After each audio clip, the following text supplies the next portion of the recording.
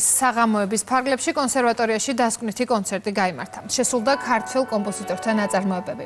ქართული კლასიკური მუსიკის საღამოები 15 მაისს თბილისში დაიწყო და მთელი საქართველოს მასშტაბით გაიმართა.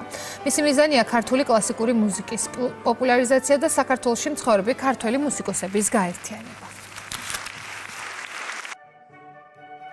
წელს ბევრად უფრო დიდია მასშტაბი, დიდია კონცერტების რაოდენობა, რაც ჩავატარეთ და გარდა ამისა დაემატა მასტერკლასები ახალგაზრდა მუსიკოსებთან, რაც მე ვფიქრობ, რომ ძალიან მნიშვნელოვანია არაერთი ნაწარმოები დაიწერა სპეციალურად ამ საღამოებისთვის.